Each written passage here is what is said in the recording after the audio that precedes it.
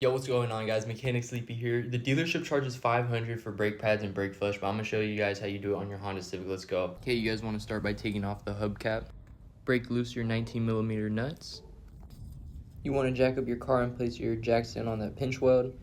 Now you want to take off your wheel. Before taking off your caliper, you want to make sure you have a box ready. The caliper uses 12mm bolts, so I just grabbed a 3/8 ratchet on a 12mm socket. Take off your brake caliper and set it off to the side. The brake pads are held in place by those pins. You just want to press them in.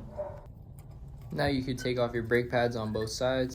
You want to now take off that metal hardware that was holding in the brake pads. Use a wire brush to deep clean the mounting area. Then you want to spray some brake cleaner on that rotor and caliper. Now we're going to grease up the slide pins. As you can see, the old slide pin had little to no grease on it.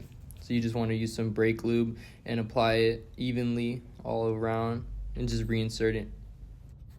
Now we're going to do the same thing with the bottom slide pin. Make sure you use silicone based brake lube. Also use a lot of brake grease. We're ready to put on brake pads, but before that you want to make sure you wire brush that mounting point.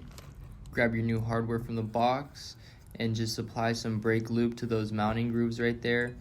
Also, you just want to line up the new hardware and pop them in place. We want to grab our outer brake pad and lube up the top and bottom ears and also the back. I recommend placing in the brake pads diagonally so they go in easily. You want to make sure you have this brake pad facing the wheel. You want to do the same with your inner brake pad, lube up the metal and ears of it, and just pop it in place like that.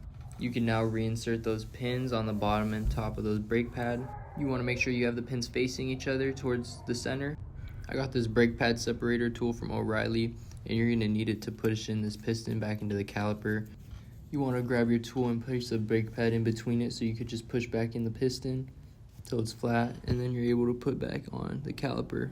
With the caliper now on, you want to torque those 12mm bolts to 17 foot-pounds of torque. And now the caliper is on and you have just done brakes, baby. You want to put your wheel back on and take your car off the jack and jack stand, and now you have officially done brakes on your Civic. Let's go.